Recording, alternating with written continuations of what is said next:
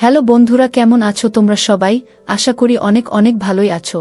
আর তোমাদের ভালোবাসায় আমিও অনেক ভালো আছি, কারণ তোমরা আমাকে যে পরিমাণে ভালোবাসা দিয়েছো এবং সাপোর্ট দিয়েছো তা আমি কোনোদিন ভুলতে পারবো না। তাই তোমাদেরকে মজা দেওয়ার জন্য আবারও একটি নতুন গল্প নিয়ে হাজির হলাম। গল্পটি শোনার মতো, আশা করি তোমাদের দাঁড়িয়ে যাবে এবং তোমরা হাতের কাজ করতে সবাই হেডফোন নিয়ে বসে যাও। যদি আমার গল্প শুনে মজা পাও তাহলে অবশ্যই আমার চ্যানেলটি সাবস্ক্রাইব করবে। তো চলো বন্ধুরা, আমরা কথা না বাড়িয়ে আসল গল্পে চলে যাই। আমি একদিন রাতে অফিস থেকে বাড়ি ফিরে দেখি অতিথির রুমে আলো অন আছে। আমি আমার স্ত্রীকে বলি, কে এসেছে? আলো অন আছে যে ওই ঘরে। আমার স্ত্রী বলে, তোমার দেশের বাড়ি থেকে 2 জন মানুষ এসেছে, সম্ভবত ওনারা স্বামী স্ত্রী। তাই তুমি কি ওনাদের আগে দেখোনি? আমি বললাম না। মহিলা আমাকে জিজ্ঞাসা করেছিল, আমি তোমার কি হই? আমি তখন বলি, আমি তোমার স্ত্রী হই। তখন সে আমাকে ধরে বলে, তুমি আমাদের রঞ্জনের বউ। ও মা, কত সুন্দর তুমি! তারপরে আমাকে অনেক আদর করা শুরু করেছিল। আমি আমার স্ত্রীকে নিয়েই অতিথি রুমে যাই। আমি দেখি একজন মহিলা ও একজন পুরুষ বিছানায় বসে আছে। আমি চিনতে পারছিলাম না। আমার মন কেমন একটা হয়ে ওঠে। ওনারাও আমাকে চিনতে পারছিল না। আমার স্ত্রী মহিলাকে বলে, ইনি হচ্ছেন আপনাদের রঞ্জন, আপনাদের ছেলে। মহিলা আমার পরিচয় পেয়ে বিছানা থেকে উঠে এসে আমাকে ধরে কাঁদতে থাকে এবং বলে, তুমি এত বড় হয়ে গেছ। মহিলা বলেন, তুমি আমাকে চিনতে পারবে না। সেই ছোটবেলায় আমাকে দেখেছ। আমি তোমার জহুরা বুবু। মনে পড়ছে আমার কথা? মনে পড়ে কি আমাকে? সেই কত বছর আগের কথা। 25 বছর আগে, ক্লাস 4-এ পড়ি তখন আমি। তুমি স্কুল থেকে বাড়িতে ফিরলে আমাকে খেতে দিতে হয় মা, না হয় জহুরা বুবু। জহুরা বুবু আমার এই পৃথিবীতে আসার আগে আমাদের বাড়িতে কাজ করতে এসেছিল। সেই নাকি আমাকে অনেক কষ্ট করে লালন পালন করেছে, আমাকে দেখে শুনে রেখেছে। একদিন স্কুল থেকে এসে দেখি জহুরা বুবু চোখে বট করে কাজল পরে আছে। আমি তার চোখের দিকে ভালো করে তাকিয়ে থাকি। জহুরা বুবু আমাকে বলে, কি দেখছ তুমি? আমি আঙ্গুল দিয়ে জহুরা বুবুর চোখ দুইটা দেখাই। জহুরা বুবু বলে ওঠে, ওরে আমার ভাইটা। বলেই তার চোখ থেকে আঙ্গুল দিয়ে কাজলগুলো মুছে মুছে আমার চোখে পরিয়ে দেয়। জহুরা বুবুর দেওয়া তার চোখের কাজল আমার চোখে এখন আর নেই। তা মুছে গেছে কবেই। আমার একদিনের কথা মনে আছে। আমার অনেক জ্বর এসেছিল। 2-3 দিনেও জ্বর নামছিল না। এই জহুরা বুবু মাকে কিছুতেই রাত জাগতে দেয়নি। সেই আমাকে 4 রাত আমার সাথে বসে জেগে থেকেছে। আমার মাথায় জল দিয়েছে। আমার 2 চোখের পাতা একটু সময়ের জন্য সে বন্ধ করেনি। আমার ছোটকালে জহুরা বুবু কত যে সেবা যত্ন করেছে আমাকে, কত যে বিরক্তি ও যন্ত্রণা মেনে নিয়েছে জহুরা বুবু, সেসব কথা আমার মনে নেই। আমি শুধু আমার মায়ের কাছ থেকে সেসব কথা পরে শুনেছি। আমি যখন ক্লাস 7-এ পড়ি, এক বর্ষার দিনে জহুরা বুবুর বিয়ে হয়ে যায়। মা বাবাই সব ঠিক করে তাকে বিয়ে দিয়ে দেয় দূরের এক গ্রামে। আমার শুধু মনে আছে, শ্বশুর বাড়িতে যাওয়ার সময় জহুরা বুবু আমাকে ধরে নিয়ে ফুপিয়ে ফুপিয়ে কাঁদতে থাকে। নৌকায় উঠে সারা পথ নাকি সে কাঁদতে কাঁদতে চলে গিয়েছিল।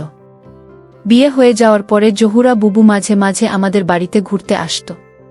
তারপরে তার সংসার ব্যস্ততায় খুব বেশি আসত না। তারপরে একদম না। তারপরে চলে গেছে অনেক বছর। জহুরা বুবু আস্তে আস্তে সবার কাছে শেষ হয়ে যায়। এই শেষ হয়ে যাওয়া জহুরা বুবুকে দেখে যতটুকু খুশি হলাম তার চেয়ে বেশি আনন্দে মনটি ভরে উঠল। জহুরা বুবু কেমন যেন হয়ে গেছে। জহুরা বুবুর চোখের নিচে কালো দাগ পড়ে গেছে। আমার মনে হলো সে বড় ধরনের কোনো রোগে দুঃখে ভুগছে। জহুরা বুবুই বলছিল, আমি তোমাদের বাড়ি থেকে ঠিকানা নিয়ে তোমার এখানে এসেছি। আমার অনেক বড় অসুখ হয়েছে মনে হয়। ওখানে এই রোগের কোনো চিকিৎসা নেই। তাই আমি অসহায় হয়ে তোমার এখানে চলে এলাম। এই ঢাকা শহরে আমাদের আপন কেউ নেই। তোমার কথা মনে হলো, তাই তোমার কাছে চলে আসলাম। আমি জহুরা বুবুকে বলি, তুমি কোনো চিন্তা করবে না। তোমাকে ভালো ডাক্তার দেখাবো। তুমি ভালো হয়ে যাবে। তুমি সত্যিই ভালো হয়ে যাবে। জহুরা বুবু কিছু টাকা বের করে আমার হাতে দেয়।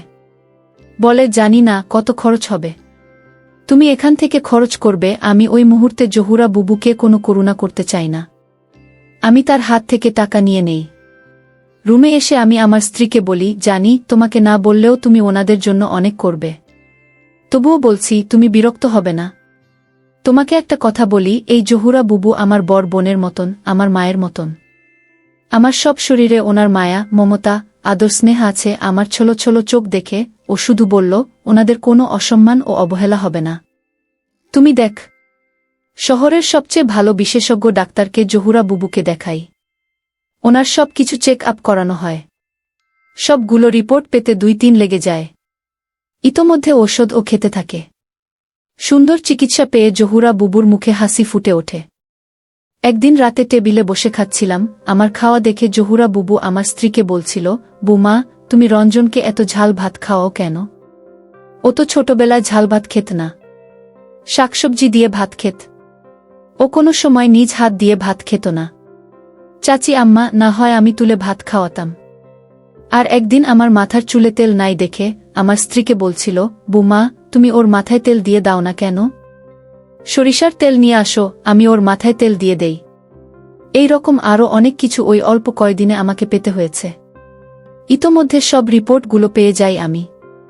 জহুরা বুবুকে আবার ডাক্তারের কাছে নিয়ে যাই। ডাক্তার সাহেব রিপোর্ট সব দেখলেন। রিপোর্ট দেখে তার মুখটা কেমন একটা হয়ে যায়। তিনি নতুন করে আরও ওষুধ দিলেন এবং ইংরেজিতে আমাকে বললেন, আপনি ওনাদের বাইরে রেখে এসে আমার সাথে দেখা করুন। আমি জহুরা বুবুকে বাইরে রেখে ডাক্তার সাহেবের সাথে দেখা করি। ডাক্তার বললেন, ওনার বড় রোগ ধরা পড়েছে, রক্তের ক্যান্সার। খুব বেশি হলে উনি 3 মাস বাঁচতে পারে। এই চিকিৎসা এখানে এখনও ওই রকম নেই। খুব ব্যয়বহুল চিকিৎসা এটা, আর করেও লাভ হবে না। জহুরা বুবু তার স্বামীসহ আমার বাসায় আরও 3 দিন ছিল। আমি জহুরা বুবুকে বলি, ডাক্তার সাহেব তোমাকে 3 মাসের ওষুধ দিয়ে দিয়েছে। তুমি যদি ভালো না হও 3 মাস পরে আবার এসো। যেই দিন জহুরা বুবু চলে যাবে সেই দিন বুবুকে বলি, বুবু তুমি আমার চোখে একটু কাজল পরিয়ে দাও না। আমার স্ত্রীর কাছে কাজল ছিল, কাজল নিয়ে আসে। জহুরা বুবু আমার চোখে কাজল পরিয়ে দেয়। আমি তার চোখের দিকে তাকাই, দেখি জহুরা বুবু অনেক কাঁদছে। তারপরে আরও কত বছর চলে গেছে। শুনেছি অনেক আগেই জহুরা বুবু চলে গেছেন জীবন নদীর ওপারে। তার দেওয়া সেই কাজল এখন আর আমার চোখে নেই। তা কবে মুছে গিয়েছে। প্রিয় দর্শক, এই গল্পটা আপনাদের কেমন লেগেছে তা অবশ্যই একটি কমেন্ট করবেন। আর যদি গল্পটা আপনাদের ভালো লেগে থাকে তাহলে ভিডিওটিতে একটি লাইক করে দেবেন। এই ধরনের গল্প শোনার জন্য আমাদের এই চ্যানেলটিকে অবশ্যই সাবস্ক্রাইব করে আমাদের সাথে যুক্ত থাকুন। ধন্যবাদ।